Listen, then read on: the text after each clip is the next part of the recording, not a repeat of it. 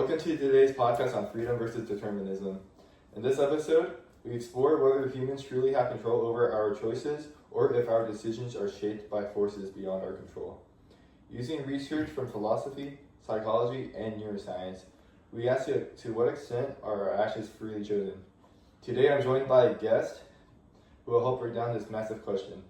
Let's get started. Before we dive into the research, can you introduce yourself and share why this topic matters to you personally? So I'm William Liv, and I go to Park Elementary School. I'm in 8th grade, and I play football.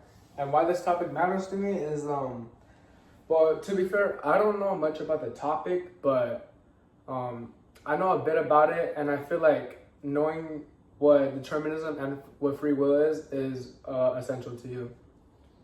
Thanks for that. And honestly, this is a question everyone deals with, even in everyday moments. Okay, first question. Have you ever had a moment where you wondered if you were actually choosing something freely or if something else was guiding you? Actually, yeah, because since I play football, nobody in my family has ever played football, so me choosing to play football freely is free will, and I still choose to play football freely, and I'm not being forced by anything or nothing stopping me from playing football. Has there ever been a moment where there has something like some external force made you do something that you didn't want to do? Well, like my coaches, for example, like they put a bunch of pressure on me, like in a game. If I mess up, then that kind of takes a toll on me, but nothing else outside of that. Okay. All right. Let's start with Sam Harris. In Free Will, he argues that free will might be an illusion. Neuroscience shows the brain begins preparing a decision before we consciously decide. That means the brain moves first, consciousness comes second. Second question. What's your reaction to Harris's claim that free will might not exist at all? Well, to be fair, I could actually kind of agree on that because, like, if somebody throws a punch at you, then you just bring your hands up because your nerves, they're like telling your brain to put your hands up, and then you finally realize what just happened. It's like when something happens to you and like you're in a moment of shock. That basically kind of proves that claim. It's kind of like a fight response, right? Yeah, exactly. All right. And then Harris also points out that genetics and past experiences heavily shape our impulses and personality. So if things like genetics and environment are outside our control, do you think that challenges personal responsibility?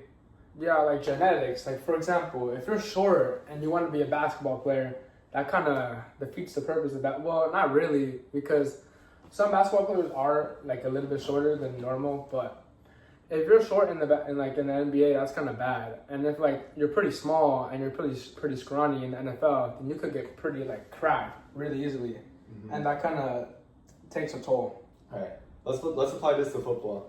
People say success is all hard work, but genetics, environment, and training shape athletic ability before the athlete ever makes a conscious choice. Even split-second reactions rely on brain wiring. So do you think athletes really choose greatness, or is a lot of it determined? Well, to be honest with you, I think they pick a sport of what they want to do, and if they think that their body isn't built enough for it, then I don't think they would do it. But I think they would still have a passion to do it. Like, if they love football, then they would obviously continue to do that. So like free will? Yeah. Okay. And, like, for example, if their parents are forcing them to be a football player, then that's kind of determinism. So, yeah. But is there any other, any factors of determinism, height? Oh, yeah. Like, back then, like, in the MLB, for example, like Jackie Robinson, people did not know that a black person was going to be in the MLB. And he was the first person to do it, and that just kind of breaks determinism, and free will comes into play. And he chooses to play baseball, even though other people don't want him to. All right, here's a key question. If unconscious brain activity influences decision, are we ever truly free? Do you think it's possible for anyone to be fully free? Yeah, actually it is pretty possible, because if you ignore everybody around you who's telling you to not do it and what you want to do, then that's basically free will. Since you're not stopping your passion just because somebody is telling you that you can't do it because of your height, weight, stuff like that. Mm-hmm. Can we take racism, for example, like you said about, what was his name? Jackie Robinson, yeah. So people did not believe that he was going to be in the MLB because he was black, and they didn't know he'd be that good. But he turned out to be a star. And I think he's actually a statue, or no. Yeah, I think he's in a like statue. the Hall of Fame? Yeah, he's in the Hall of Fame, and I think he's also at the Rose Bowl too. Like, they made a statue of him. Alright. Okay, and then this leads to moral responsibility. If behavior is shaped by factors people never chose, like trauma or neurobiology, should blame and punishment be reconsidered? Yeah, if like you're traumatized from like some past experience by like somebody telling you that like your genetics aren't good enough, then like that kind of like takes a toll. How do you think society should think about responsibility under determinism? Oh, well, I feel like society should like take into account that free will is better instead of being forced to do something, and like you have your own choice to pursue your passion, and so that instead of like somebody else choosing it because of your race, height, gender, etc. Okay. So, if someone was under the influence of determinism, do you think society should blame them or not? Well, they should blame the person that's like telling them to do it, since he's under determinism. Like somebody's telling him that he can't do something because of his height or weight or gender. So they should be actually blaming him from like what I think and like what I know about determinism now. And some philosophers argue that freedom doesn't mean unlimited independence. Instead, freedom might mean being able to think, reflect, and reason, even if those abilities have causes. So can humans be free within limits, or does determinism cancel free will completely? Well, you can obviously counter determinism by just not forcing somebody to do it. And free will is just your own decision, and I feel like that's better than determinism, since you're pursuing your own passions and stuff like that. Okay. Now let's turn to psychologist Roy Baumeister. His research suggests that conscious thought actually matters. It helps with planning, resisting impulses, and moral decision making. Do you think this restores some kind of real freedom? Yes, because like,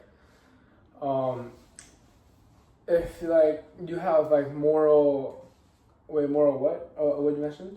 Decision making. Oh yeah, moral decision making. Then that could actually be good, because then you're not being forced to do something, and like people around you are like influencing you, like in a good way. Yeah. All right. And even if impulses start unconsciously, consciousness can override them. For example, wanting junk food but choosing something healthier because of long-term goals. That looks like free will. So how does self-control feel like free will to you? Yes, self-control does feel like free will, because you are controlling yourself, and that's basically what free will is. And because nobody else is like telling you that you can't do it, just like for the food thing, you're choosing a goal for yourself, and nobody's forcing you. Yeah. Okay. Baumeister also argues that reflection, thinking about consequences, creates a space where free will operates. Do you think reflection is where human freedom really appears? Yeah, because you make some decisions that are bad, and what he talked about, thinking about your consequences, right?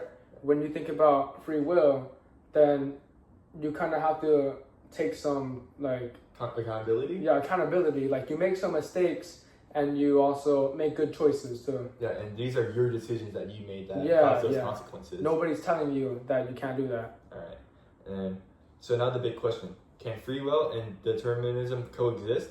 Some call this compatibilism. Do you think these two ideas can work together? Well, somebody's like pushing you to do something, then that's pretty good, because they're motivating you to push your goals. And free will, for example, like you're making goals for yourself to be even better. And that could also be bad for you if you make bad goals for yourself. And for determinism, it could be really bad because of racism. They're telling you that you can't do something because of a height or weight or whatever. So it's like the examples you put out, like basketball players and baseball players. Like let's take the NBA for example, like that new Japanese guy. What was it, Yuki Kawamura? Oh yeah. He's Asian and short. Some things that people have never seen in the NBA, right? Yeah. And despite that, he still plays in the NBA and is doing really well despite his age and race. Yeah. And height. Okay. And beyond philosophy, this affects daily life, how we judge others, and how we judge ourselves. How we think about habits, goals, mistakes, and growth. What does this debate mean for real life decision making? What does this debate mean for real life decision making?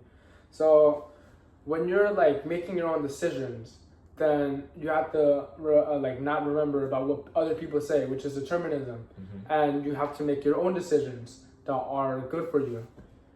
So, and beyond philosophy, this affects daily life, how we judge others, and how we judge ourselves. How we think about habits, goals, mistakes, and growth. What does this debate mean for real life decision making? What does this debate mean for real life decision making? Yeah. Didn't I just answer that? We can cut that out. Okay. And then I just answered that though. yeah, we can cut that out. This part. If you have to choose right now, free will, determinism, or a mix, which side would you take?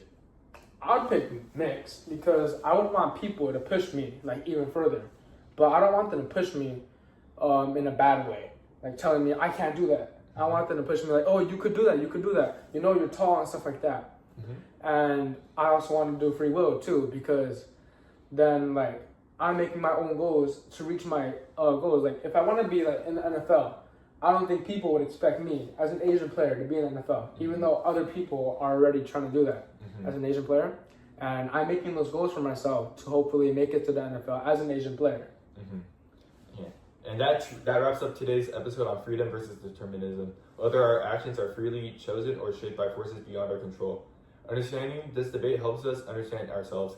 Thanks for listening, and we will see you next time. Thank you.